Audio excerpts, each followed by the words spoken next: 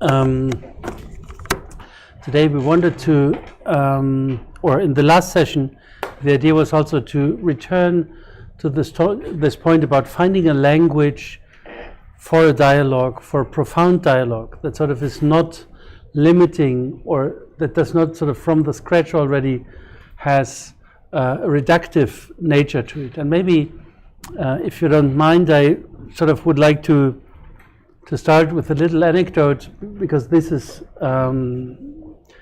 it might look like a detour, but I hope it's not. So when I was in the second and a half year of my time in graduate school, and we only had 3 years to finish the dissertation, one of the sort of worst things that can happen to someone who tries to finish a dissertation, and that is a 600-page book appearing that seems to be related to the topic you're working on. And this was Hans-Thies Lehmann's Postdramatisches Theater, the post-traumatic theater by Hans-Thies Lehmann, a book that in a some way shortened version then has been translated into English meanwhile, and really has governed the discourse about speaking about theater, or theater post 1968, 1945, depending on how you sort of frame it, and has created a paradigm that seems to be so self-evident that we barely talk about the strength or the shortcomings of that conceptual framework by Lehmann. And I think Lehmann's argument that in the neo-avant-garde after World War II develops an international, he sometimes even makes the claim of global cultural development that has to do with turning away from the traditional drama and developing forms of intermediality, the chorus, also the mixture of different forms of arts and aesthetic forms, has been very powerful because it resonated with the demand within the Western and especially the German discourse at about the same time. So to find a concept that would allow to give a name to the form of theater that protagonists like Heiner Müller, Robert Wilson, Samuel Beckett, Robert Lepage, many others sort of were doing, seemed to be very promising and sort of really like a sweet seduction, I would say. So the allegedly self-evidence of the concept sort of seemed to dispense any discourse about the quality of the term and also the quality of the argument that brought the term about. And if you look sort of a little bit closer and more intensive sort of on the concept, one will realize that Lehmann really develops it out of a specific German-speaking intellectual constellation that emerged post-1945, that is tied to the development in German studies, like the concept by Peter Sondy about the absolutism of drama.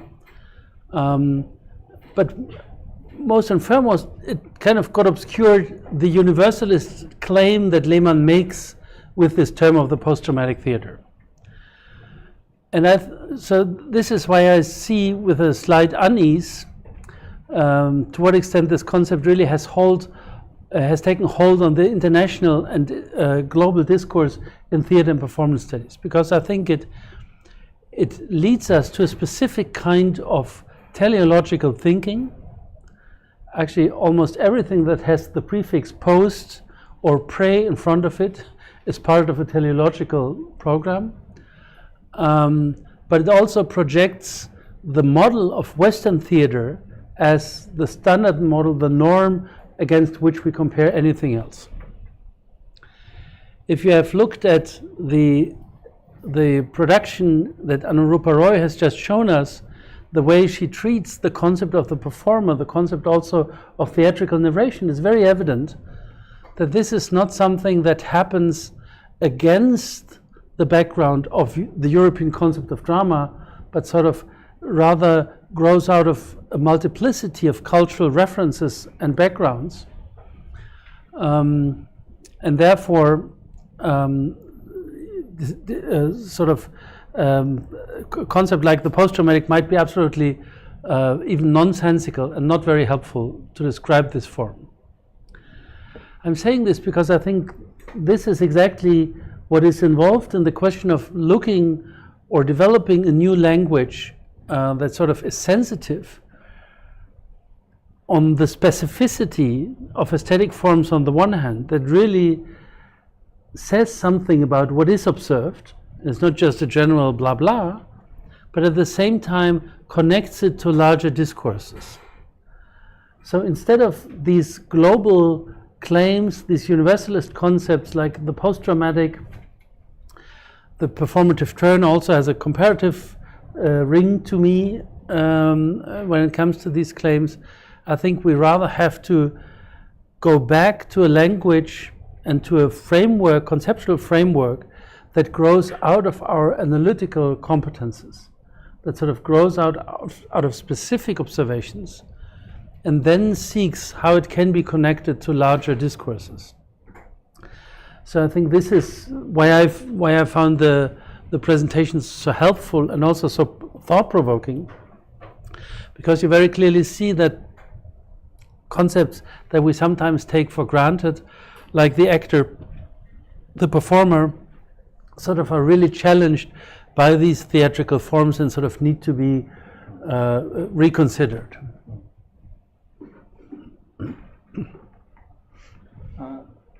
Yeah, and I also kind of add to it because the issue of, we're looking at into the German-Indian theatrical relations, and in kind of discourse terms, post-dramatic theatre is the kind of, it's been there for some time, but it's now kind of becoming also very, very almost like a concept which is frozen but extremely powerful to kind of change the way the discourse is being done about theatre histories, and especially now in this present context, theatre histories in India. Now that's why I thought it was very interesting and very important. Now even a bad word in certain ways like interculturalism, which has sort of been critiqued from again and again and again. But on one hand, Rustam Bharucha in his critique of interweaving performance cultures, for instance, makes a point. And like as usual, Rustam's picking on a word and then kind of working through it. He would ask, why have you chosen interweaving? Why not say stitching? Interstitched or, kind of needlework, because that sounds the violence or, the ways in which certain things are. So interweaving sounds very nice and cool. But he would say, but therefore I would say, let's go back to interculturalism, because I like interculturalism better, because it is problematic. It is indeed very, very tough and difficult. It sort of really brings in questions of power in play, in staging, etc. So that is a certain kind of position. Now, the reason why I kind of brought up is, it's also very interesting how a discourse kind of really catches up in a global scale and kind of really removes from the scene certain kind of concepts. So interculturalism, such a foundational kind of debate within performance studies. Everybody, who's and who's of performance theory, Schechner, Marvin Carlson, Patrice Pavey, all the kind of early scholars, all writing about interculturalism. And then a lot of critique of interculturalism as a position, rethinking interculturalism happens. And then by the turn of 2000s, it sort of vanished from the scene. And it's sort of replaced by this post-dramatic. And in this sort of substitution of post-dramatic, what has changed? There's something very interesting. Globalization was there already. So what is it that has changed? And I would kind of really feel, and I echo what you were saying, in the sense that I would personally kind of feel that it is the substitution of intercultural with something as post-dramatic, as you said, a certain kind of universal concept like post-dramatic is sort of really also evading or putting under the carpet a lot of political questions that have been asked in relation to practice and theorization around, say, one question would be definitely interculturalism. So it is it's a substitution which is absolutely, on one hand, definitely, like you said, the post-dramatic theatre is kind of a term which seemed very easy to put on all all different kind of practices that are emerging in the West.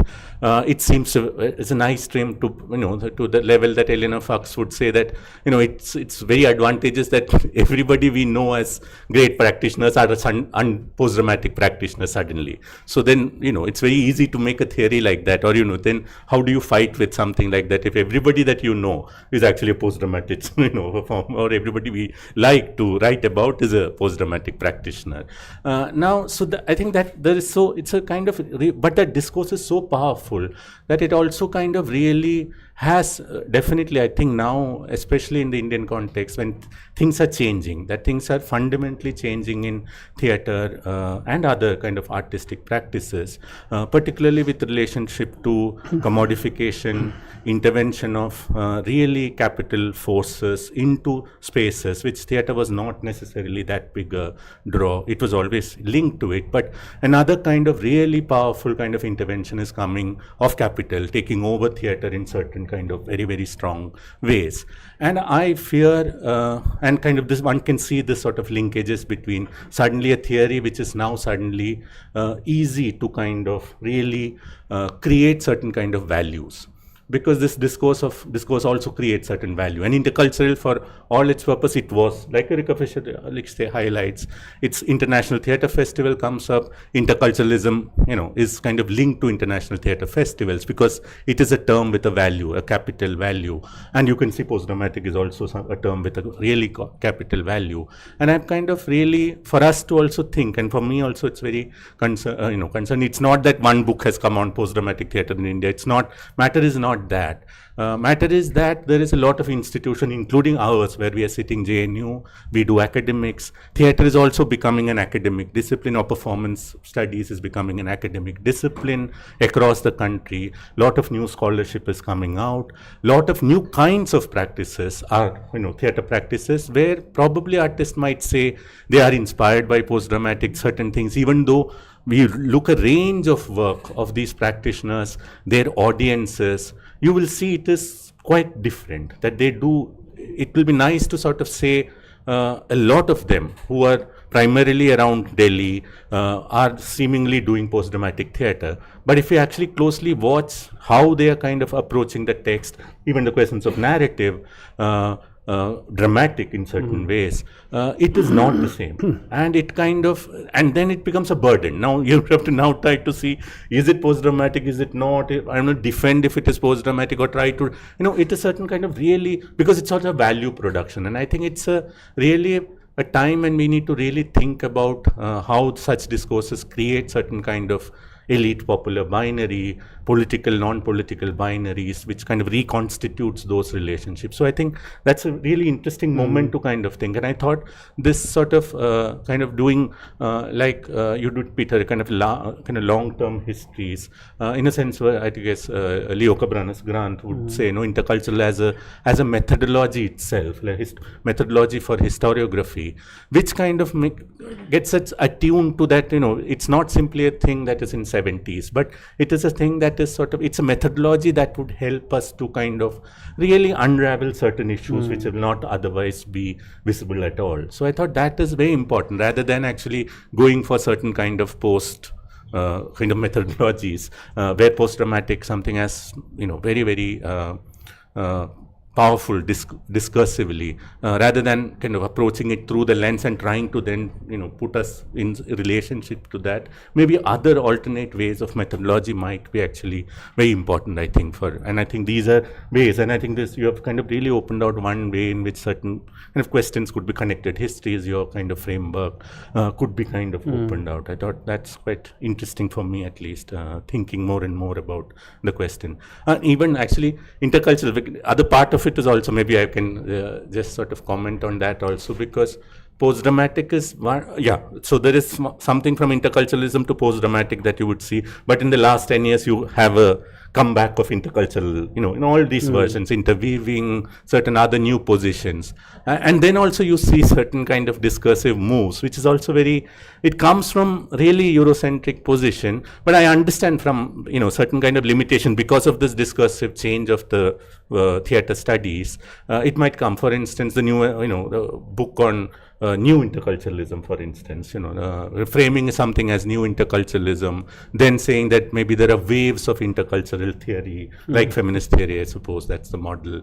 First wave of interculturalism, which was Peter Brook, Nushkin, and Rustam critiquing, etc. Then there is a second wave. Then there is a third wave, which we are supposedly living in as new interculturalism. I think even those are kind of really caught up in this sort of really kind of centered rather than, and I think connected history or some other kind of ways of looking at it kind of breaks apart this sort of really kind of, like you said, teleology, or you can moving from advancing from one to another, so that we can even have some older questions which are really strong, even in a production like Anurupa. Some of those questions are relevant, and she might be not doing something in terms of a third wave new interculturalism. She's just approaching it in a very different, from her own context, very differently probably.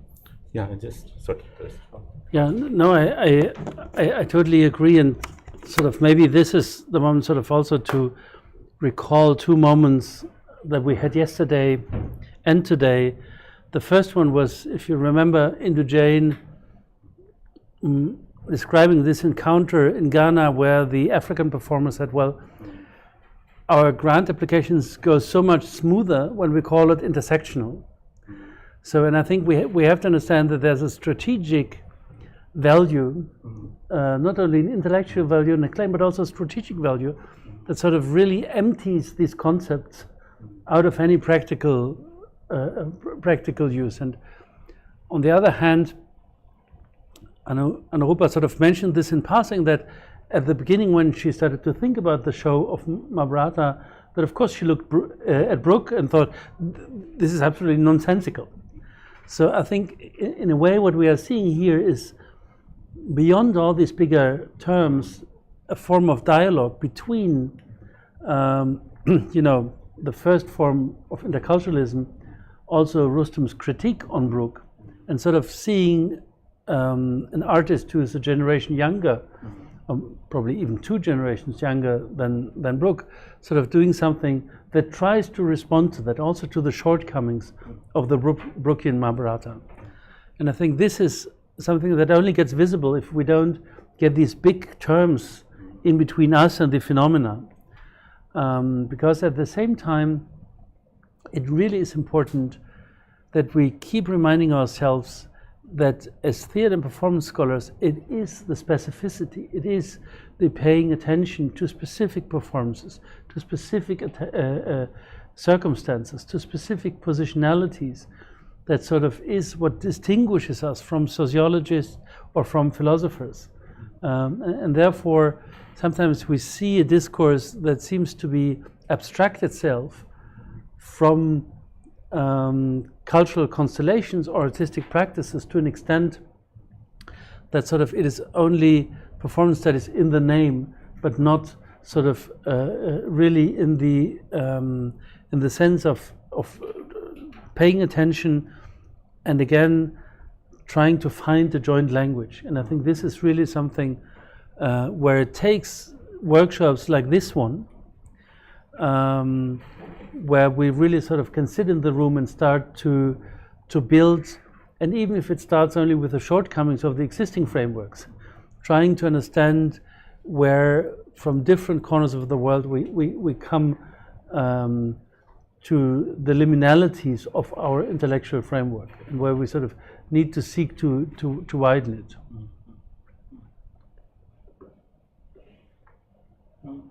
Yeah. Also, one of the questions that I had, and also it's something that I'm sort of responding, and maybe you can also pick up on your own frameworks that you presented of connected history. Now, one of the things that I thought was that when you look at, or a lot of work that I have looked at historically and in contemporary that you see, which could be, on the issues of this sort of contacts of different kinds. One of the things that is still very strongly and very important in spaces like in India is what Rustam Bharucha would mark as the intracultural. So even if you don't want to make a national kind of claim of inter as beyond nation, intra as within, because the point there stands in a sense that there are cultures which are, there are kind of, contest or contacts which are far more contested, far more kind of bringing in certain kind of crisis and alienation in the contact and distances, which might be within the nation also. And some of the older kind of theories of framings of intercultural, even now intercultural, when we kind of say, it does not kind of bring that into ambit, and that needs to be there. And when that happens, and when we look at a lot of theatrical, particularly theatre and other artistic practices, one of the issues that we face, or one of the most interesting and promising part of theatre is also, and partly what Rika Fischer-Lichste hints at, is that it's also a staging of that relation itself, that it is a relation, it's come out from a relation, but it's also a staging and reflection of the very relation. Now, it could be, as Rika Fischer-Lichste says, as an utopian kind of staging, which will transcend, or which would become a reality, if it's not a reality now, but a reality which might come later. But actually, a lot of work that I would kind of see as very serious and interesting work is kind of also staging that relation of what you kind of highlighted as commensurability, but not, if not incommensurability, but as a crisis, that this coming together or this contact is in fact really a crisis point. Now, how do we kind of really look at it? And I thought that's it's a very important and interesting point, that it's not all kind of stagings of intercultural, or thinking about intercultural is not about wonderful story, it's not great good stories. It is actually about really violent histories of contacts, etc. And I'm going to go back to Indu, so I couldn't ask yesterday because we had less time. But on one hand, I thought the reading that she gave on intersectionality, and I would ask her when I meet her, which had Mary Roy's critique of Nivedita Menon's position, which I kind of, there is one very strong argument there, that what is intersectionality doing? Apart from whatever critiques of funding and things like that, I'm not going there. Mary Roy, has critique of all of that. But what is it that intersectionality does? Intersectionality as a discourse or a theoretical framework stages the problematic of the intersections. It is not to kind of say these intersections are happening, some identities are intersecting, but it is at least as a very forceful one, which Sharmila Rege and all had done, is to stage the problematic of intersectionality, and that very staging of problematic of intersectionality might make those subjects appear which will otherwise be not visible at all, which will be otherwise not visible in the very already existing or defined kind of identity. So it's not necessarily as, say, the critique of intersectionality says, intersection means you are assuming that these identities are fixed, but if you think of them as originally itself non-fixed, how can you have intersections? But it is actually the staging of a problem. I think in a certain way, intercultural or connected, certain ways in which we think about these connections, I feel that it is also sometimes a staging of the problematic itself, and that staging might actually make appear certain subjects and certain positions, like in a lot of work that you've been showing us, that those are not visible unless they are staged as a problematic itself. Otherwise, they kind of vanish. These are subjects, therefore, that are not available in other kind of nationalist or framing, or very clearly, I look at Kerala theatre, or staging within a very homogeneous world, or even all the complexities of that world they might be staging. But there is very clearly something that certain subjects who are in the intersections and their experiences, or certain ways in which that kind of subjectivity kind of is staged. So I was sort of wondering, so on one hand, I was saying some kind of an alien kind of, and I'm drawing from the German, again, writer Bernhard Waldenfels, again, a very short condensed book, like Postdramatic. But he highlighting interculturality as something of an encountering an alien, which is really, troubling you, which could be dangerous, which is not necessarily good, but which will make you think that it's not that it is assimilable like all your other differences, but it is that you could have been that, but you are not, right, in a certain kind of that position, or something like actually making appear a subject which is otherwise not visible at all. So I was sort of wondering, well, when we ask methodologically also, and you have done, as a theatre historian, you have also done work, when you're tracing back these connections to history, that one is to locate the object of theatre, how does does it kind of come up? And the second part of it, that itself is staging certain kind of these connections. So how would you kind of, can we think about these problems? Is the thinking. I think you're sort of pointing really to the most vulnerable and most important point. And maybe also in a global context, it is important to remind ourselves that I think the beginning of it is to be not afraid. To be not afraid that it might not be, a harmonious and happy ending story, but that it might remind us of things that we otherwise try to keep invisible. We spoke yesterday briefly about the question of trauma and how trauma sort of can appear in mourning. And I'm very often reminded of a statement by a very dear friend of mine, a historian, who, with respect to the contemporary condition in Germany, said, "We lost the ability to mourn."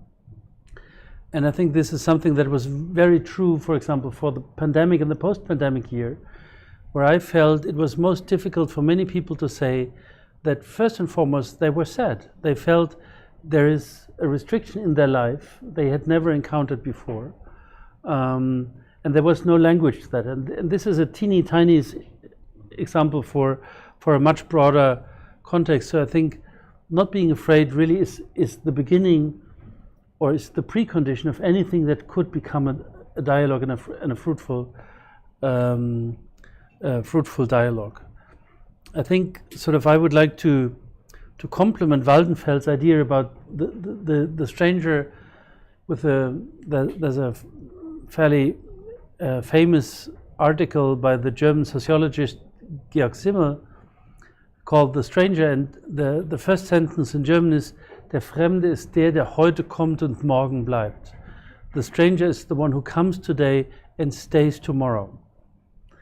And I think this is such an important reminder that this is not something that is temporary. This is not something that that the condition of living in a world where we are confronted with various historical experiences, also with painful experiences, and that theater and performance in the broader sense of the word, I also would include media to a certain extent, is one of those playing fields where individuals but also societies can come together and can test a little bit how they could come to a joint language, even if it's a language of misunderstanding, or even if it's a language that lays open what are the ghosts in the closet that need to be addressed. So I think this would be my answer, and also trying. We spoke about attentiveness in the past days repeatedly. So how do we develop an antenna or an ear to hear the voices that usually are not heard? And it also has to do with question discourses that promise homogeneity, that promise clarity. For example, like the discourse of the nation state, that is such a powerful framing still for many historiographies, and is replicated unquestioned.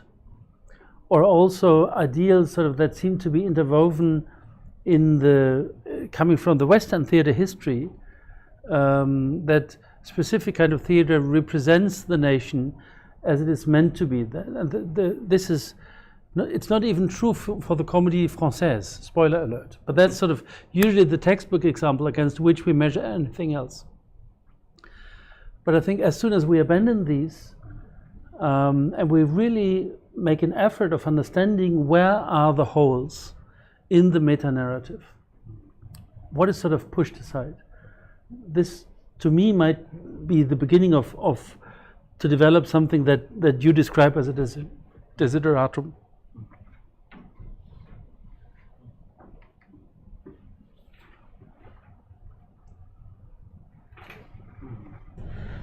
And if I can probe you more a bit on, in terms of historiography, for instance, how, in like we have spoken and you have kind of really highlighted how do we look at borders, and we need to really look at the borders as zone rather than the mainstream or periphery. Would you also kind of really reflect, because we have had at least, if you're just sort of certain kind of trajectories of looking, say performance studies, at least Victor Turner, ethnography, liminality has been a very favorite term for a long time, and still kind of has a certain power to kind of explain certain things. And then that sort of moved, at least in certain historiographies, to borders rather than liminal, because liminal seems to be more about power with, people, at least those are the figures at least Victor Turner is sort of picking up, and, not the immigrant or not the others. So there are a lot of work on borders that are there. But as theatre, performance or media kind of historians, how do we kind of conceive of, like, it's such a, it's a lovely, it's there, but it's also so abstract. How do we know what is the border in a cultural geography? Or is it some kind of, how do we kind of imagine that sort of, I'm just sort of, because as a methodological kind of challenge, if we say, okay, let us really kind of get the borders in terms of one territorial or certain linguistic mixing, form certain kind of mixing, those could become borders. So how do you kind of, when you kind of even approach as a historian to kind of look at certain period, how do we identify certain kind of, how do you kind of arrive at finding that where you kind of feel that this is where the charge of new things or mixing is happening? How do we kind of kind of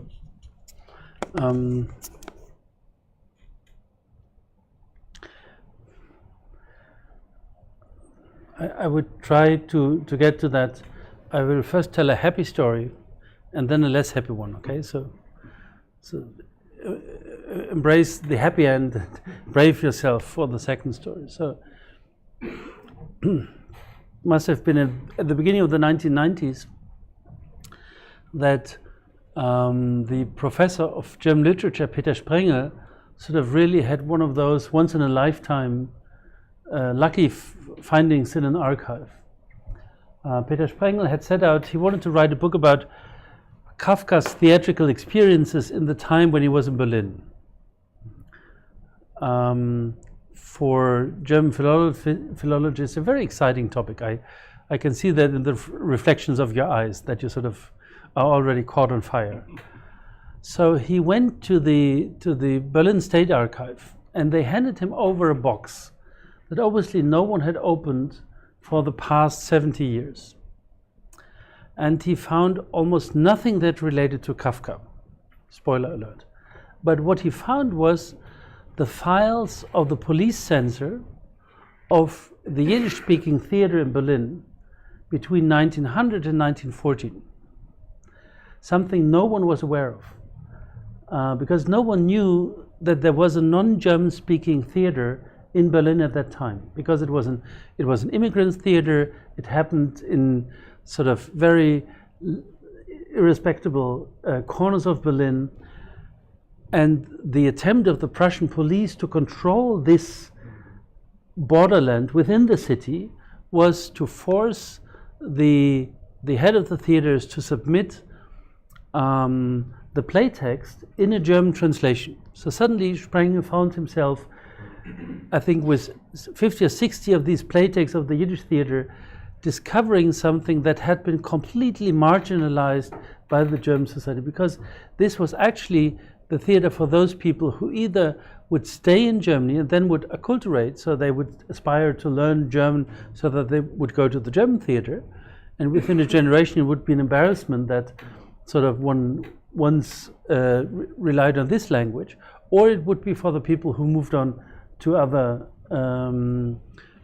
cities. And Sprengel's finding has inspired since then a series of very interesting monographs on other cities, Vienna among others, sort of that help to understand that, of course, the 19th century, with all the migration happening, saw a multilingual landscape of theaters and performance places that simply are cast to the side by the idea of the national theatre as being linguistically homogeneous and sort of playing only to the majority. So I think the term liminality, I completely can see the allure, but I'm sometimes very nervous when it becomes a mere metaphor, as it is with the Foucauldian term of heterotopia. I think it's really sort of trying to get down to what's happening in these transitory spaces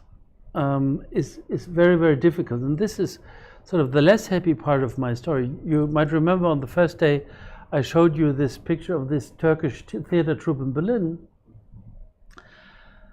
On the back of this photograph, there's a note that they performed in a specific kind of theater. I've forgotten the name, and I cannot even track down that theater. And the only chance for me to track that down is to go through newspapers and not go to the feuilleton where the reviews are, but sort of to the backsides of the theater where cheap shows are announced. But obviously, even this does not happen. And to me, this is a reminder that, for example, in the German-speaking context, we see a lot of culture happening or presumably happening that never gets noticed. So, for example, Germany is one of the largest Turkish communities outside of Turkey. And of course, in some of these communities, they practice a specific kind of theater or shadow theater. So there are a couple of Karagas masters performing in Germany, and they perform in German. But sort of it's very hard. It sort of really requires a specific kind of effort. You kind of need to know someone who introduces you to sort of to these communities to even get hold of that. So I think it's the question of the border, but connected with it, the question of migration, and not as a metaphor, not as a post-structuralist feel-good metaphor that sort of pretends to think of mobility when it doesn't, but sort of really, as Greenberg says, mobility in the literal sense of the word. And I think this is the challenge that we sort of need to look in different places. We need to make an extra effort to really get out of our comfort zone, but also to face the frustration that in many cases we are left to informed guessing at a certain point, because this remains invisible.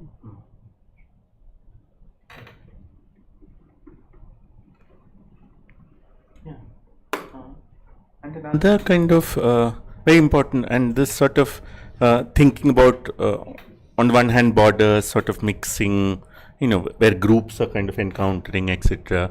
Another would is at the level, and some of which we were also discussing, is at the level of forms, right? Exchange of forms and kind of really known forms, or even idioms, like say for instance tragedy, as a big category like tragedy. I was also always fascinated. On one hand we have like 20th century, not, or kind of this sort of at least claim that India does not have, Indian tradition or theatre tradition is not based on tragedy, so we can't have tragedies, etc.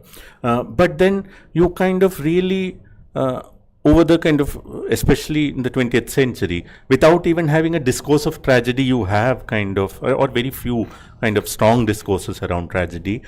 You have actually a corpus of work which is kind of responding in its own ways to really important kind of what tragedy kind of does.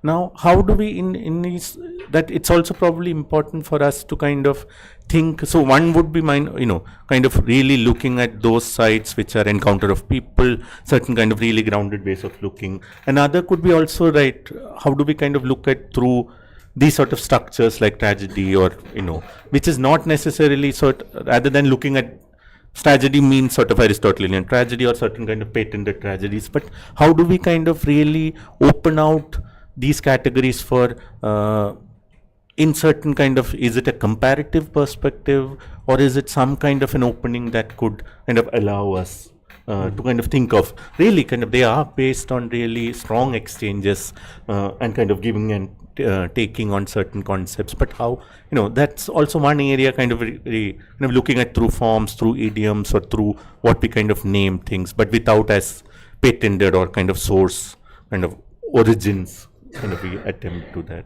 So I was sort of wondering, how do you, sometimes in global histories, when we write global, frameworks of global histories, you might miss that, something is origin and it kind of moves around, but rather than, like, how do we kind of catch that is a question.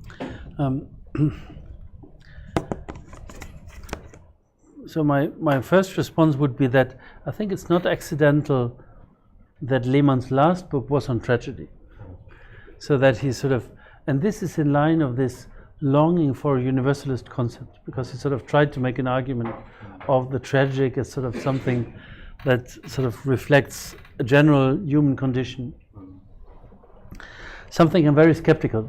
I'm as skeptical about this notion as I am about the post-traumatic theater. And I think one level that makes the concept of tragedy so powerful, and you spoke about value setting, that the tragedy sort of seems to be the serious form of art, whereas sort of there's at least a Western attitude to look a little bit down on comedy or on also forms that sort of don't have that pathos, this sort of high affective impulse that is supposed to come with a tragedy. And I think, again, if we sort of take the idea of circulation serious, we find constellations where, and here I'm strolling away from the idea of tragedy, but I'm doing that on purpose, but sort of where something like Anurupa's Mahabharata responds to Brooke. So it's not independent. So and I also think that there have been several attempts in the Western dramatic tradition to regain not the tragedy per se, but the aura or the effect of the tragic, sort of to come to questions of mourning, of trauma, and sort of really touching on the irreconciled constellations of history. But I think this happens in a horizon where the question of origin sort of would imagine an idea of closeness that is not given. So I think it's rather helpful sort of to think about constellations where sort of through festivals and other forms of exchange, this might get a currency or the character of a model beyond specific constellations. Also partly because certain agencies like the DART or the Goethe Institute sort of foster this kind of exchange. These forms get an additional importance. So I think we don't have to give up on the idea of capturing the importance of specific kind of forms because they are symptomatic for a historical moment. But I think we really have to think probably thrice, up to 4 times, whether sort of the evocation of terms like tragedy cause more problem than they sort of help us to understand what we actually want to talk about. Does that respond to? No, but I have an additional question there. In terms of, it's also about pedagogy in certain ways. Like if you could respond. So then, because it's a challenging, like you kind of started your session on theatre historiography with different models, and we know different case study models by Zarili, they had done that book on global sort of theatre histories, and you showed other kind of ways in which things are done. And one of the things that you highlighted with your own perspective, really situated, grounded kind of, which can't be captured necessarily with this sort of logic. I was also wondering, so is that attempt of, when we're in a pedagogical space, like we are here, we want to teach something theatre history, Indian theatre history, or some kind of frames are kind of required in a pedagogical space. I was wondering, how do we kind of then navigate, or your kind of perspective on navigating something of, then what is that point of locating those histories? Because if it, rather than, it becoming just too fragmented, we can't talk about anything, right? But where do we kind of really see is that certain kind of, like even nation, a category like nation, we might be so against in certain ways, but certain cases it becomes an ideological, it's such a strong ideological formation, appropriation, formation of region, nation, all of them are all scales of appropriation of materials, ideas, all of that. So then they become kind of really very significant in terms of structuring the whole ecosystem of theatre and performance. But we don't want to kind of that to evade actual kind of what is going on the ground. So I was just sort of wondering, as pedagogical kind of approach, how do we kind of really keep this open without kind of really falling into also trap of like everything is sort of, then we can't talk about anything in terms of, because I've just an anecdote, because this wonderful scholar Noel Witz actually passed away a few years after I met him. So I was with him in an folk festival. So we were there, watching. So this group from Sri Lanka, Janakaralia, so they were doing Caucasian Chalk Circle in Tamil, in Sinhala at that point. So they do in Sinhala, in Tamil, they keep alternating in different whenever, they go to the Tamil area or the Sinhala area. So it was a very lovely, beautiful performance, fun, Caucasian Chalk Circle. And then he turns to me, have you seen Caucasian Chalk Circle? Have you been to Berlin or somewhere? I said, no, I've not been to. So I said, you don't need to, this is it. This is a Brechtian, Caucasian Chalk Circle. And of course he had gone, the director had, had one of the early people who were going there, meeting them, Berlin Ensemble, etc. But one of the things, and then I was supposed to do an interview with him to kind of talk about, but he was so radical that he would say, why do we need histories? We don't need histories. Right, we have to start, and particularly because of performance, teaching, practice. So we should just, all this canon, Shakespeare, this, that, all just throw away, right? Because you start from the present, start just do, they should be doing what is experiential to them. Like, and then I always had a counter, what is it? Because histories are also so strong, even when we don't teach them, but they appear in very strong ways in our everyday life. So I was sort of wondering, either it's of throwing away and then, really present is, just do the new, or, where do we kind of, these two extremes of having a canonical history or some things, just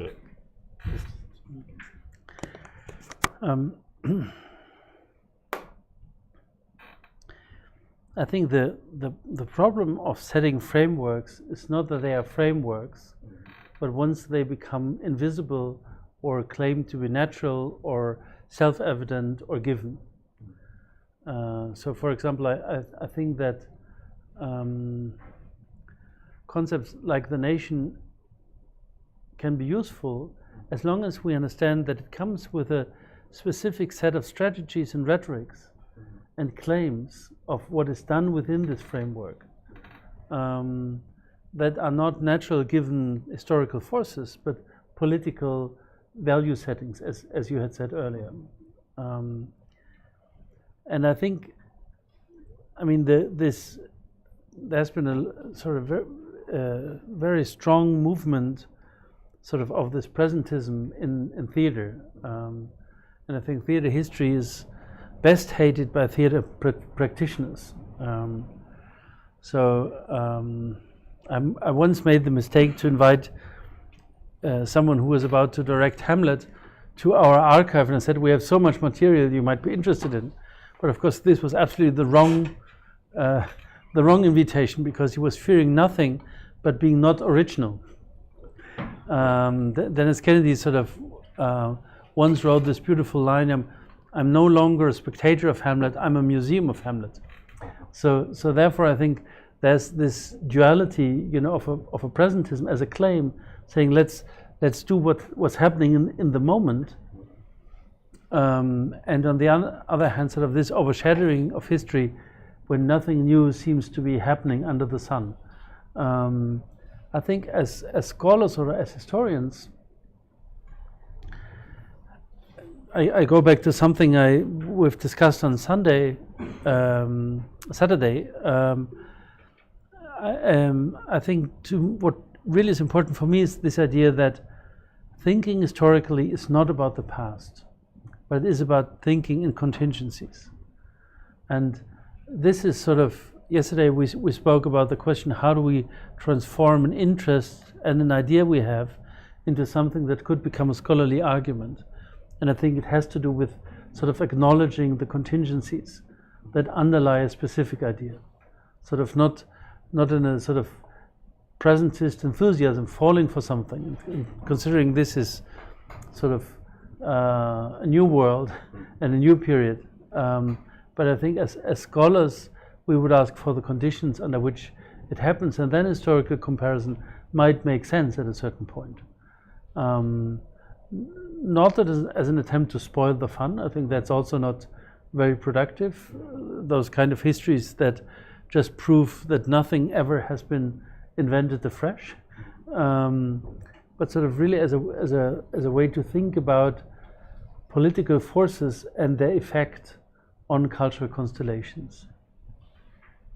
Have I at all responded to your question?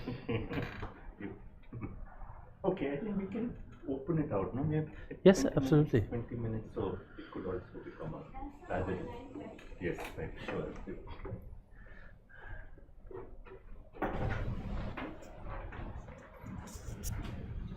So, okay, one is to you, Mom. Oh, okay. Sorry. But you can raise the question and then we'll see. Okay, wait, one is to you, so I'll ask. Which languages were Haim's Antigone staged in Calcutta? Then there's Holocaust scholars like Barbara Engelking have noted how rooted realities can become abstractions when presented in English. That's the end of this. No, the production was staged in Bengali. So it was Bengali actors, it was done in Bengali, it was done for Bengali audience. Even though, like I said, it involved a lot of translations because, of course, Jaime did not speak Bengali. So he had translators and kind of detailed notes that he would give for the actors, and they would kind of put it up for next day for the actors, what he felt on the rehearsals. That would be kind of translated and put in for the actors. Actors' comments would be kind of translated and put in, and of course they interacted. But the production was in Bengali.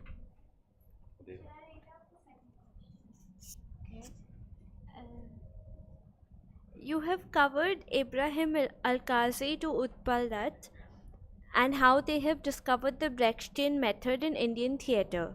Can you elaborate on how the Al-Qazi's theatre's acting process is implemented on the stage? Because his approach to the acting style is very different. Hence, we knew that Stanislavski and Brecht are very different to each other. Can you elaborate on this particular area to better understand the whole process?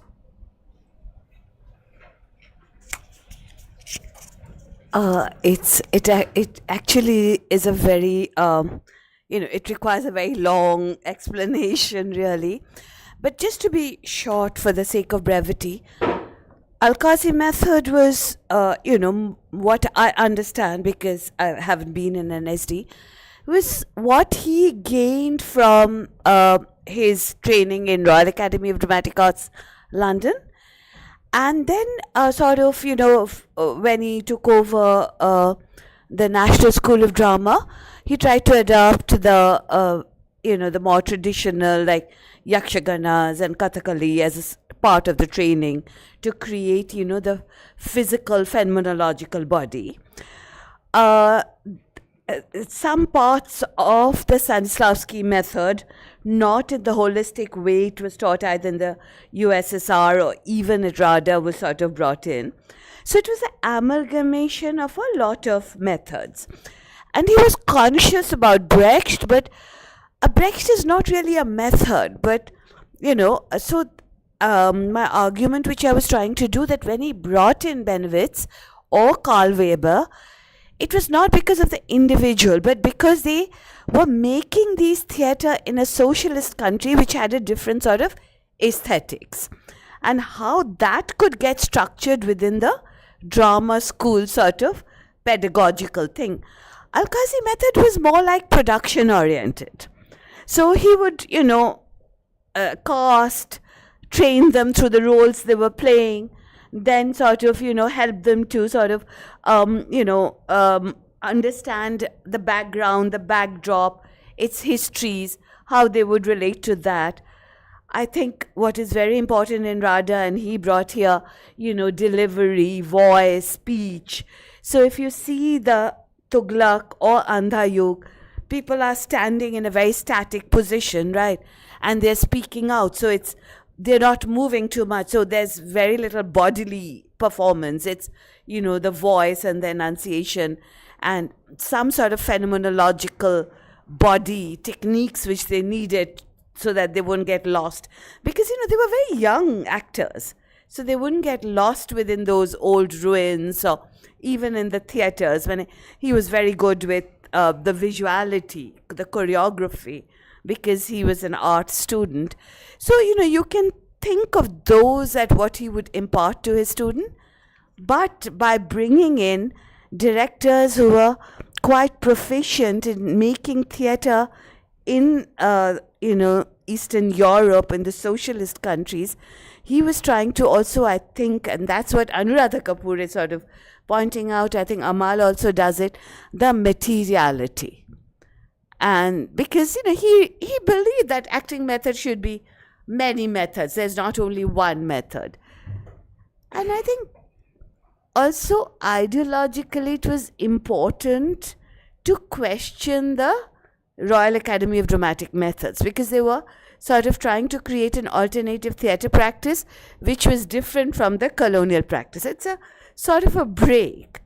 And I think he was sort of trying to grapple his way through how to come out of it, but he was also conditioned within it, so it's not so easy to come out. And therefore, the other methods, how they would sort of amalgamate, that would be my sort of an argument around it.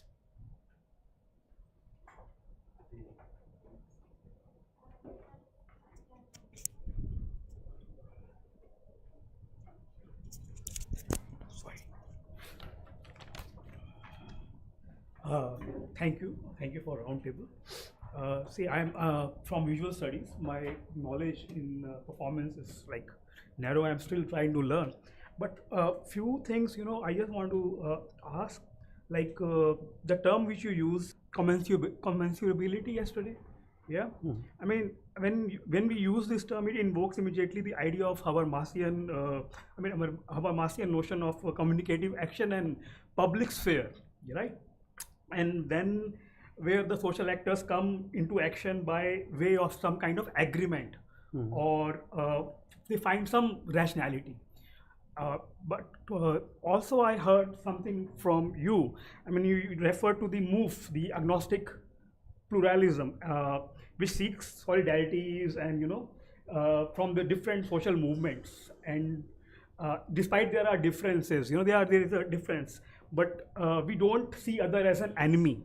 So how do we, use in theater, like I can see, visual art, we are seeing Biennale, various Biennales are taking place.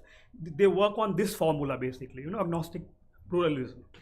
And now, then another question is, how do we enter into the cross currents of, Indo-German theatrical practices? Like yesterday, Vishnupriya ma'am, she spoke about revolutionary theatre Utpalda.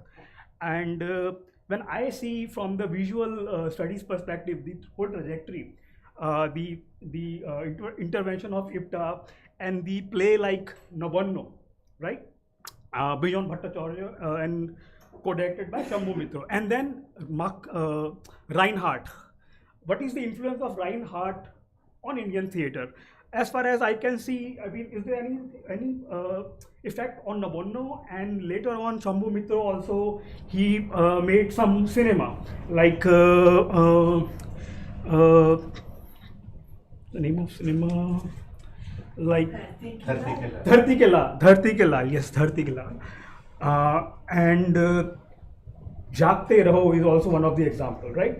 And the stage design, what you have shown us, the expressionist stage design, we can see in Jaagte Raho, the immediate, the scene opens with that kind of, street, the metropolis kind of, whole urban, the whole urban scene and the makeup of Raj Kapoor also is very expressionist.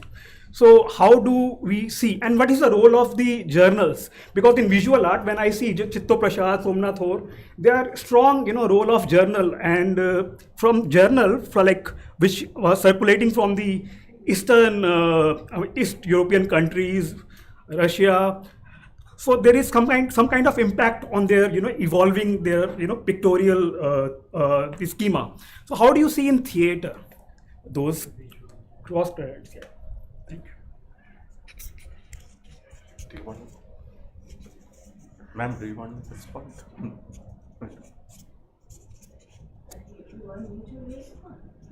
There was one. Why don't you start? Yeah. Because it's quite a Okay.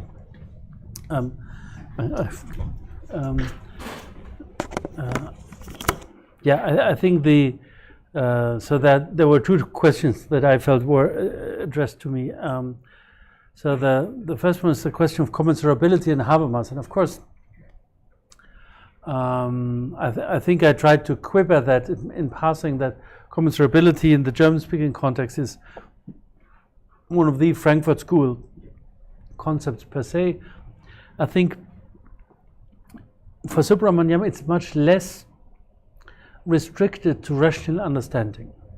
So, and I think this is really a strength. He says it requires some kind of common ground. It doesn't have to be the rational understanding, it doesn't have to be shared values. It can be even commensurability in dissent. But there needs to be some kind of intersection, because otherwise connection is not possible. And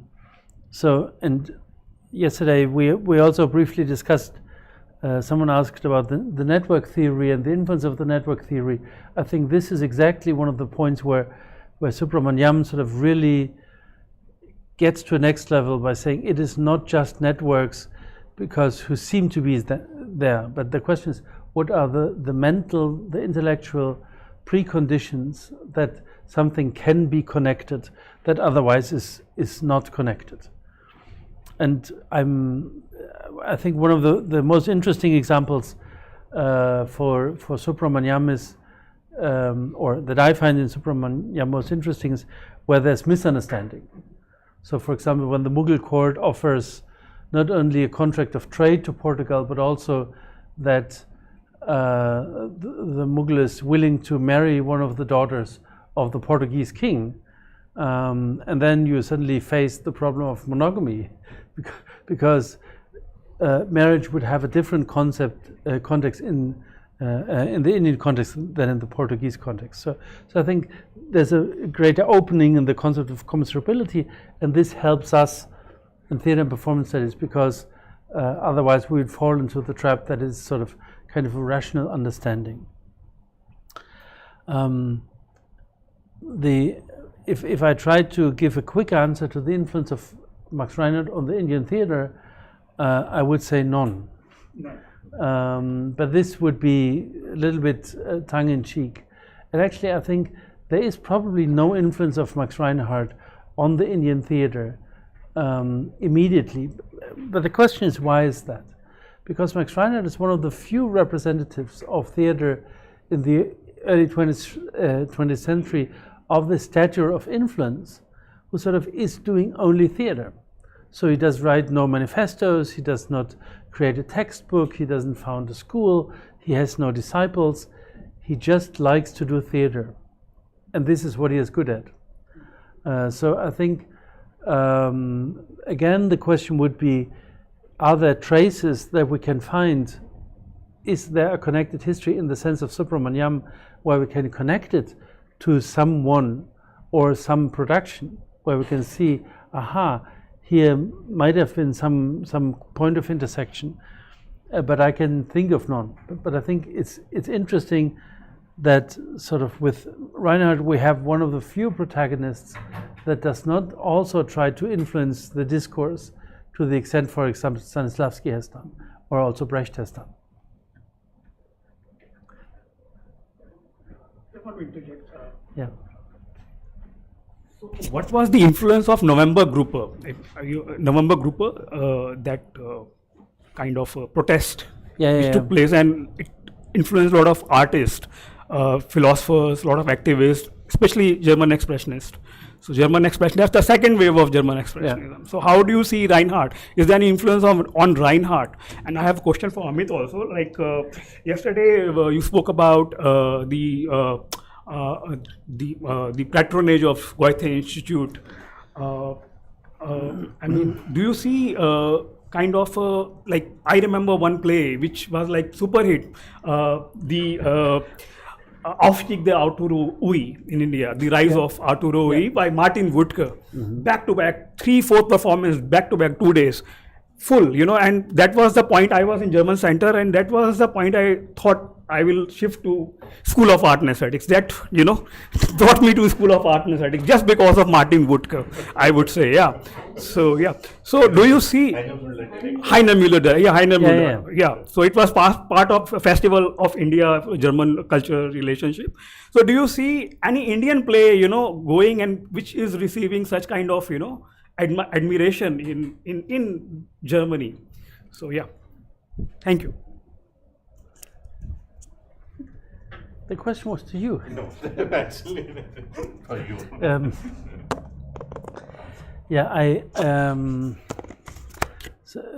So the question about the November Group. So Reinhardt simply leaves Berlin. Sort of after the war, Reinhardt realizes that he will not be the same influential figure that he was in the Kaiserreich. And that sort of is interesting, because it speaks to a political system where Reinhardt was important because he offered something that the court politics would not allow. But he also realized that he would not be eye to eye with the politicization of theater for which Jesner and Piscator stood. So he moved to Vienna, he moved to Salzburg, where he could do other kinds of theater that would have had very little appeal to the Berlin audience in the context of theater that was offered in Berlin at that time. I think the Arturo Ui by Müller is an interesting case because it really is one of the few productions in the 20th century that has a global impact as a production. Comparable for me, it would be to Peter Brook's Midsummer Night's Dream from 1970, but there's, I would argue, probably not more than half a dozen productions that really circulated to such an extent that they had an impact not only on young enthusiastic souls. You should write that to Martin Woodker. I'm sure he would be very proud. But clearly where these productions circulated and created a level of reference that allowed for a genuinely global discourse. Probably this is Stanislavski, this is Brooke, this is also Müller, because, this is for sure Brecht's Mother Courage, because these productions were widely shown abroad the borders of Germany, and also videographed and broadcasted. So I think that's interesting, and maybe this helps us to ask what are the preconditions, for these globalized productions, that some of them are chosen to that extent.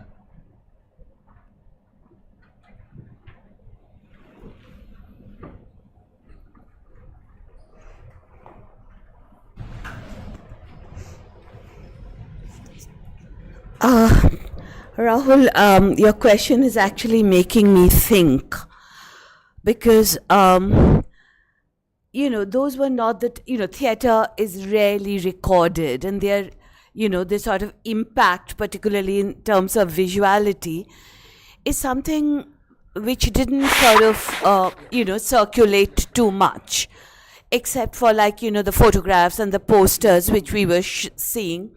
And of course, the Brecht's Arbeitsbuch, which had these very detailed, as the scenographies, scenes, and also these big books with photographs which used to come and, they used to see. So I think also, because I'm committed to studying politics and theatre, I think my argument would be that they sort of also connected to this sort of, anti-fascist politics of the plays.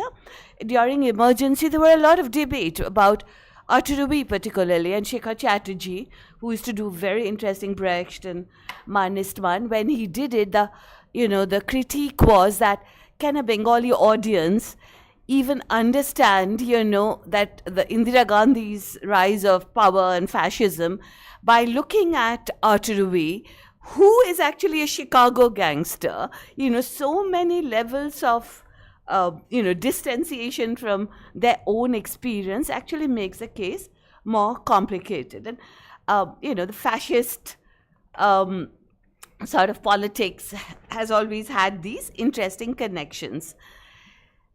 But I think what they did, visually or through the acting, and that's why, we're even thinking of impact, is a sort of a citation. The Mother Courage, you see all of them, from Usha Ganguly to Manohar Singh to, Shobha Sen, that whole cart and, the burden of the cart, it becomes a sort of a citation to that. Similarly, the question of Woodke and, the body. And as you know, Woodke actually did that all his life. In fact, he could never match up to the popularity of Arturo because he kept on repeating himself. And if you see, now with the rise of the right wing everywhere in the world, a lot of those, sort of the fascist body, a lot of Mephistos are coming up. Even in 1977, they did, this play called Barricade, and Arturo was quite popular. So there were these very interesting citation in terms of the performance. So, that body which, epileptic body, and it doesn't also come from Woodke, right? It comes from Eke Hadshal playing the original Arturo, where he used to get into this sort of epileptic fits, and then he used to sort of, collapse. So I think that sort of, it's an interesting way of looking at history and historiography, where you cite, but then, that is sometimes we create the visuality, but I don't think it is in any sort of, emulation or impact. I think they had too much of the local context to respond to want to emulate a German production. And also, they visited sometimes, to Soviet Union or to GDR, and would see some productions. And in the Berlin Ensemble, by the 80s, these productions were hugely museumized. It was like these textbook cases. And I don't think any of these big directors, either Habib, Tanveer, or Utpal Dutt, or Ibrahim Al-Qazi, would even be inspired by those museumized pieces. But it's also a sort of a politics to, cite them and bring in the visuality. And maybe the most important thing is their audience wouldn't even understand that. It was this mediator who was doing it, but I don't think they understood it. And I would go back to, the way Anuradha was saying that if there's an interculturalism based on internationalism and international solidarities, it was that. It was because of the politics. I think it was more equalizing than a Western, East European power dominance. And for Nobano, none of them were aware of this sort of, Brechtian documentary sort of plays or theatre. It was a reality of the times. This excessive impoverishment, the refugee crises, people, migrating from the villages into the cities. They've all written about it so much. People actually, and all of them are sort of, relating to the day-to-day trauma of the people who are living in the streets. So it was a different sort of, realism, which was a sort of a break from the colonial sort of, scenography, the 19th century acting, the Parsi theatre and all that. And that's why that visuals were so stark. And you know better than me that, you know, the backdrops were painted by Jainul Abidin.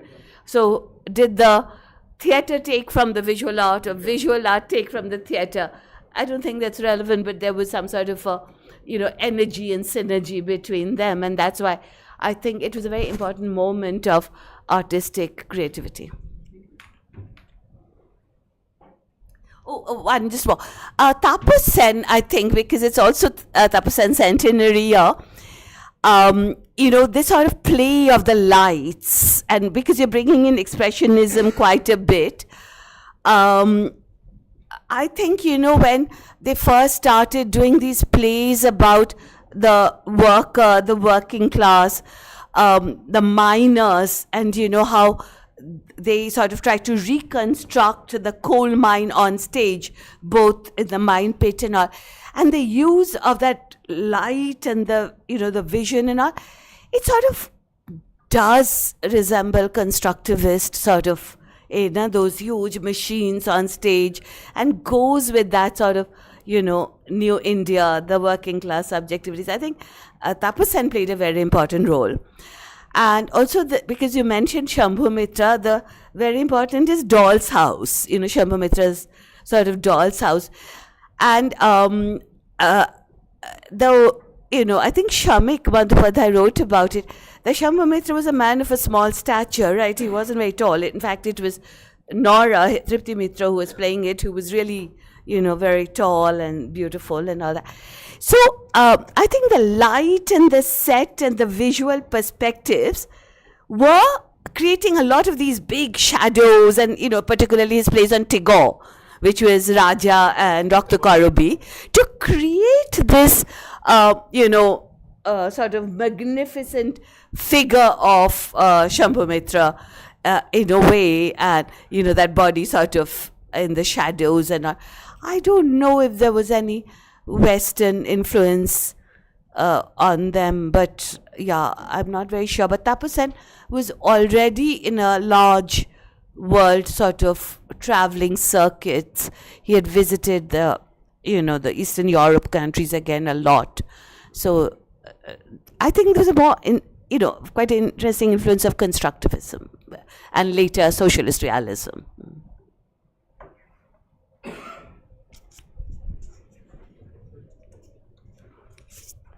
I had two, can I ask? So this is to both of you on both the question.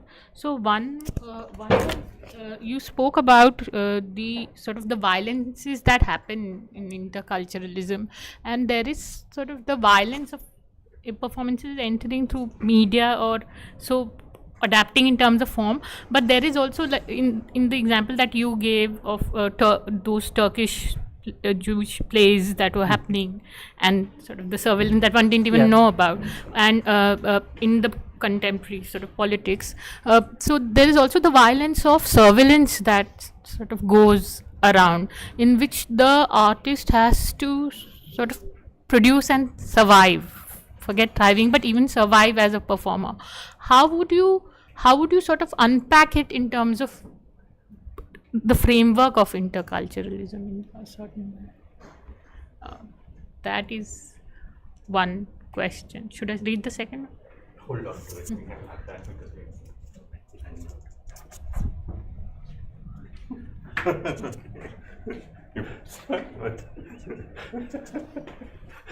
Or you want to go to Akash and take the questions together? No. So I think the question of surveillance is is comparatively complex. I sort of try to hint at two key dimensions of that, and the one would be the example of the non-German speaking theater in Berlin that only survives because there is surveillance.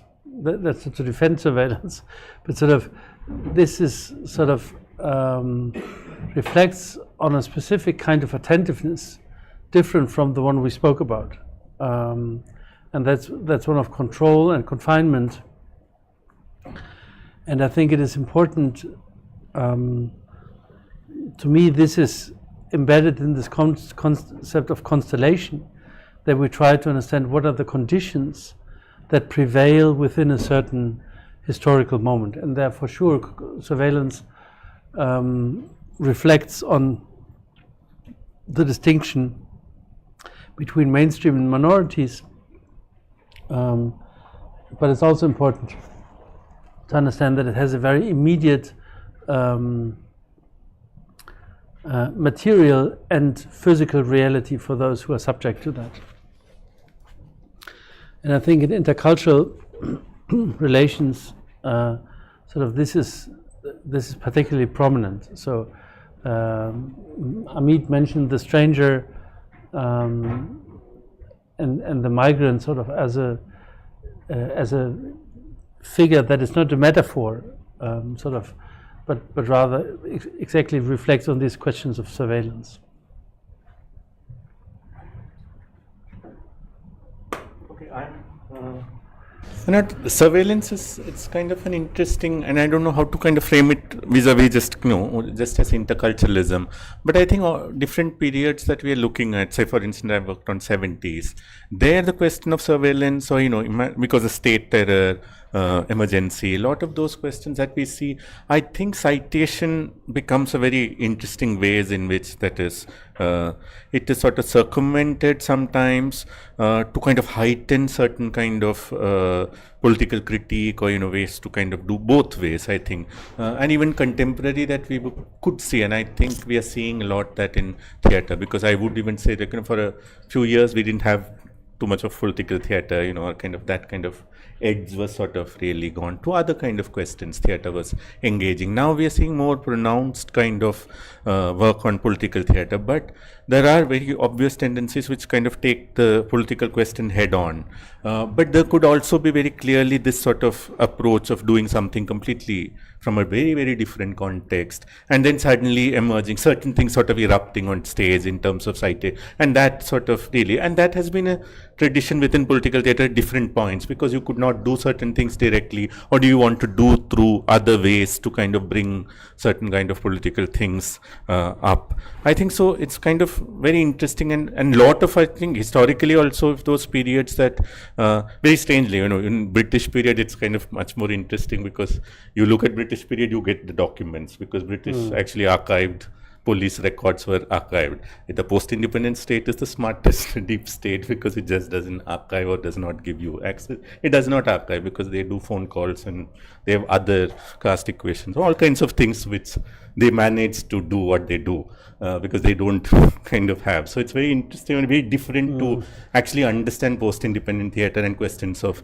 censorship or, this sort of state surveillance. So because it's a very different process, so it's anecdotal. A lot of times it's just they are in, like a famous sort of a play like Nadagadi or something, arrested. And 4 years, it goes on and on and on in court, sort of, it's kind of disbanded by the end of it. And the judge finally kind of gets the policeman who arrested them, kind of, and so what did you think of the play? He said, it's the best play that I've ever seen. So then why did you arrest all of them? He just smiles. And the case is dropped. But by that 4 years, everything is disbanded. But you don't know, you look at the records, there is nothing on why the arrest was done. So, there is another way of surveillance. So these are also context of that you need to really imagine. You need to find the codes where you might find even some reference of actually kind of to understand the logic of certain kind of censorship of work, I think, in terms of looking at political theatre. And also citations. So it's also kind of really, these sort of citations, therefore also becomes a political choice. In terms of, Brecht, using the words Brecht, even though if they're not doing Brecht, it's certain kind of alliances that you're kind of set up. And often that you kind of do citation in these political theatre, they will cite certain things like, for instance, I know in the 80s, it's very funny that a lot of theatre in Kerala, the kinds of theatre, will have suddenly a rhinoceros running through the stage, like, the puppet or something which kind of, so it's a citation of the rhinoceros play. Nobody has read probably in the audience, people have not, but people know that this is something against fascism, this is rhinoceros has just appeared from somewhere, but that has nothing to do with the play, but then it will have suddenly a citation like that, which could work without even knowing that it's the quotation of the rhinoceros play. But so they do kind of play on some of those, which is sort of also an alliance claim, as well as some kind of really this sort of connected world that they might be seeing. And just Akash.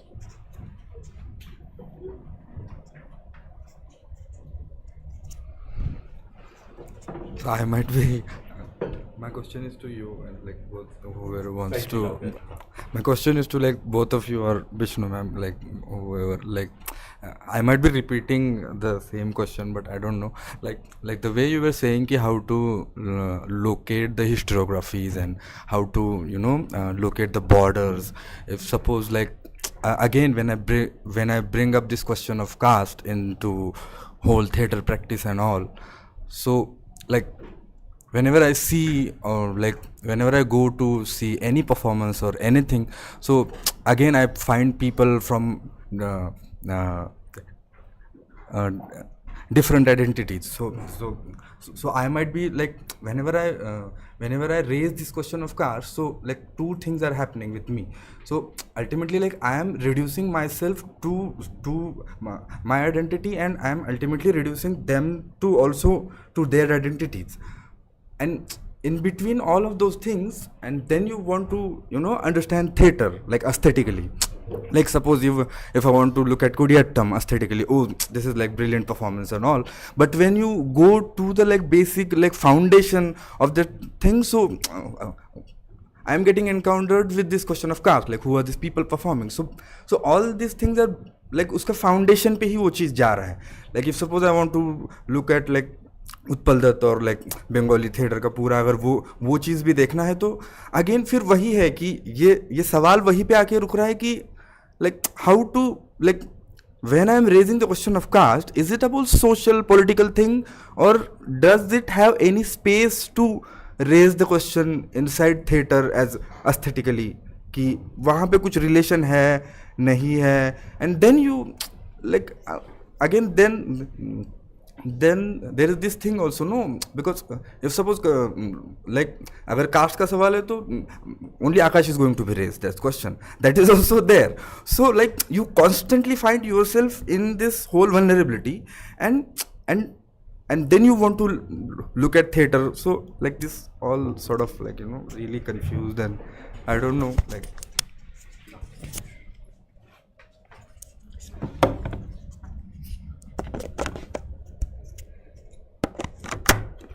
Yeah. Akash, I don't know. On one hand, I would say, methodology, like one of the things that Professor Marx has also shown through his own work on looking at certain kind of minoritarian traditions and a movement of people, things which are in the periphery, borders, etc. What he is highlighting in, caste is not necessarily the question there. But I would say you have to keep raising the question. Now you can kind of also, there are two problems, I think, in terms of two ways, or for me at least.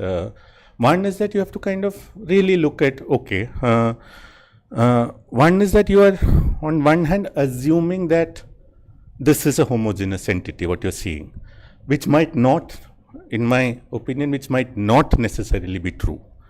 That you are reducing them to an identity, you might also be reducing them to an identity which is not even the right one or the correct one in terms of what sort of framework that you're using. So that I think there needs to be probing, that what kind of groups and collectivities are coming up, what spaces of commons, like if theatre is also hope for a space of a common, which might not be necessarily a Tayyam performance, which might not necessarily be a ritual performance, because that's not based on an idea of a common. But theatre can become a space for common, or a hope for a space for common, which is apart from all of this. But it takes a lot of effort, right? It takes a lot of mediations and a lot of kind of moving and transforming, whatever. But it could kind of have a space for common, which could kind of stage this problematic of what is going on. That is one part of it, and I think that we should probe it in terms of certain ways, not assuming certain things that is already there, which I'm certain sense I'm saying might not be true historically also. And like we say, kind of we don't know communities, and also in simple ways, like if we kind of, Peter had shown me the very famous one, an image, I think it's there in the archive also, of this very famous circus artist from India who's performing, and I think there is that palm trees behind and the kind of globe face. I think Kunjikannan is performing. Now if Peter shows us this as an intercultural kind of exchange, whatever, theatre history, we look at, Indian circus, behind there is palm trees, in sort of Orientalism in certain ways staging, but he is a tightrope walker, he's walking. But you look at the history of Kunjikannan, this circus artist, he is from the extremely, he becomes a global star, he becomes a global circus star, he comes to Bombay later after many years, and things like that.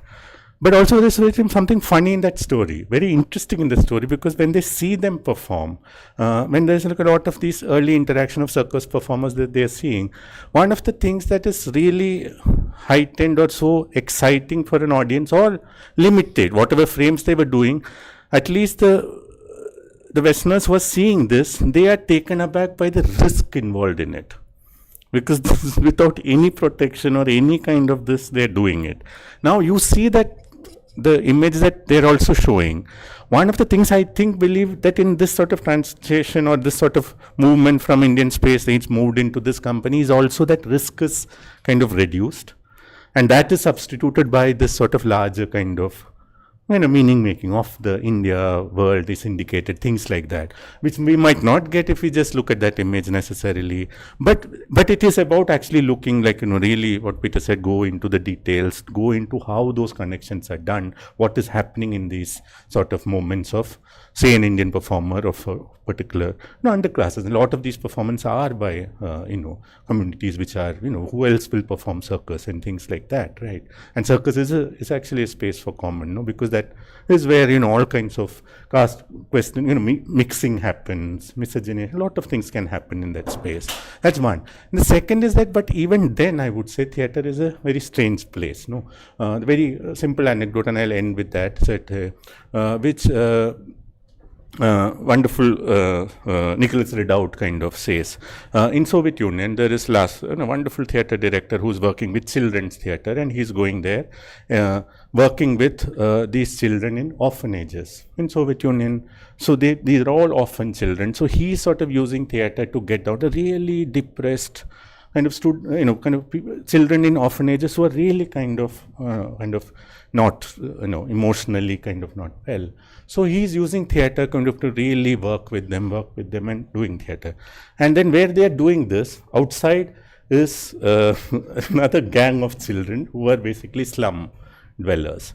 Now he so they come in and watch the things in between and go away, and this is the official sort of state orphanage and thing. And these children often are very timid. So and they are doing certain plays which are about, about slum dwellers, with Soviet Union, they want to do poor underclasses. And then in between it seems that these children, slum dwelling children, kya kar rahe hain? That kind of, they said they don't know anything about slum, whatever, this is us and things like that. And at some point these children come and intervene and kind of take over that, kind of enact that this is how violence has to be done and things like that. Now Nicholas Ridout, but this is very interesting, but Nicholas Ridout is asking, what is it happening? This is an assumption of now these children come and perform, but is that the real? He would say it is a platonic idea of real, but the point is that moment you go on, maybe they are slum dwellers. Of course these children are slum dwellers. They can displace the orphans, saying that you don't have this experience, we know what to do. The point is that in the space of theatre, that is simply a platonic real. That you think and you say that all of this, and you go on stage and say, I am Akash going to tell my story.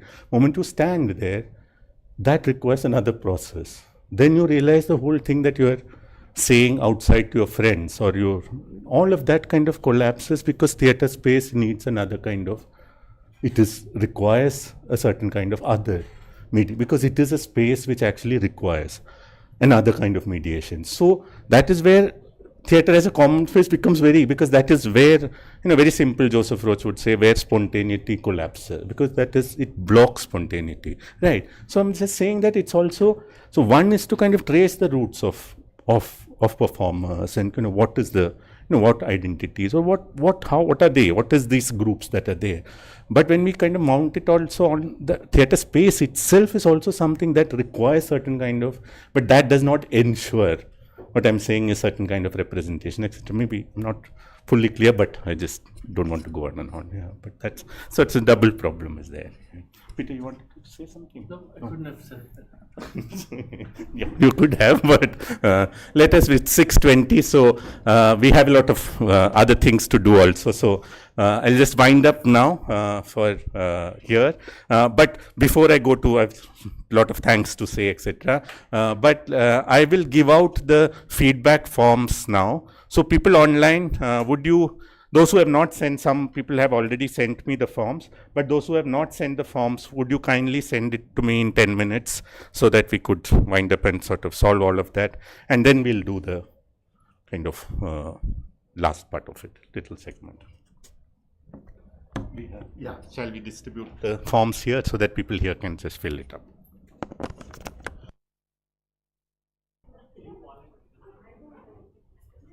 Okay, so while you are writing, I just need to do certain kind of official thanks and kind of other kind of formalities also.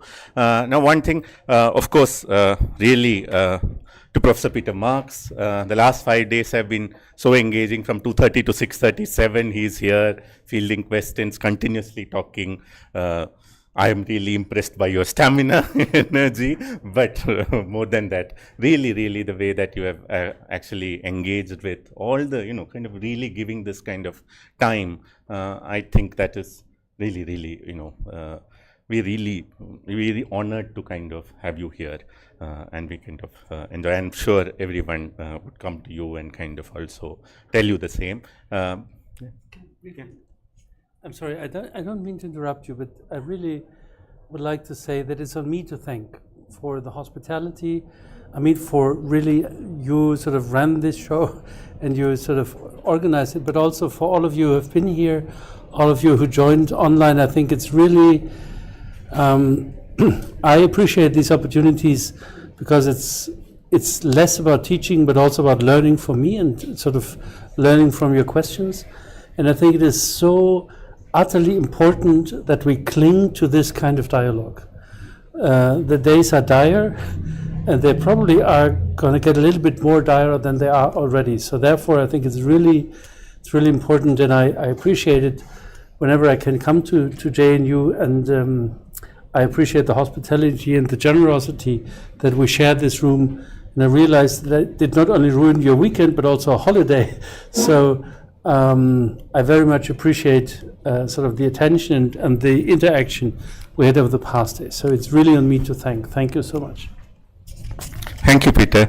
And also for the program itself, the GIAN Ministry of Government's program, we are really happy that this allows this sort of cultural exchanges, and kind of we have professors like Peter Marks to come here. And really, I have to really put it on record, the GIAN JNU, led by Professor Satyabrat Patnaik from School of Physical Sciences, has been so wonderfully coordinated, and they have been there. And with all my engagements with bureaucracy, this has been such a wonderful way that School of Physical Sciences, the team that Professor Satyabrat Patnaik has, especially Saurav Singhal, whom whatever trouble I called him, he say, done sir, and it's the most kind of most relaxing done sir that I've heard, and he would actually get things done, and it's been such a smooth and such a wonderful kind of way that School of Physical Sciences Professor Satyabrat Patnaik has sort of led the GIAN kind of courses, and there are so many GIAN courses going parallelly, and I can understand what care that they're taking and effort they're taking for this to happen. Also, I have to thank the wonderful food that we had, and the School of Physical Sciences canteen and the people who have been coming to serve us. Really lovely, nice food and on time and very hot and warm in these days. So those are, and also I'd also have to thank School of Management. This room is sort of their kind of training room, and they have been generous to kind of offer this to us also. So that goes kind of a round of official kind of thanks, but also they all come out from really from deep from the heart, because this has been a wonderful kind of 5 days and building up to, whatever days that was building up to it. But more than anything else, also thanks to all of you that you have all been there, here and online, raising questions, and 5 days, and I can see, I told some of them, I was very surprised to see some of them here, but they managed sort of intensely to kind of be there, present in certain, really, we have the categories of energy, much, nebulous categories discussed, but you could feel it in certain ways that you have brought it here and online, and I'm really thankful for you, and I hope, now I learned a lot from all of this, and I hope you have also done. So thank you so much for me.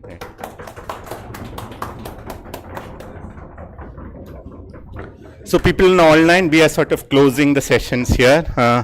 If there are any comments or questions that you need to, I need to forward, maybe I will try and forward it to